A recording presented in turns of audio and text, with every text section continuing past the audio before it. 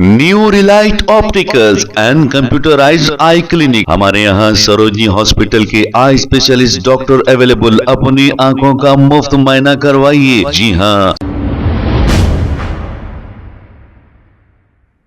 अस्सलाम वालेकुम नाजरीन, 7H न्यूज सच को रखे आपके आगे। जुबली हिल्स पुलिस स्टेशन के SHO मुत्तू यादव को सस्पेंड कर दिया गया है। तफसीलात के मुताबिक ऐसा बताया जा रहा है कि ये अपनी ड्यूटी से गफलत करते थे और ठीक से ड्यूटी ना करने की वजह से इन्हें सस्पेंड कर दिया गया है।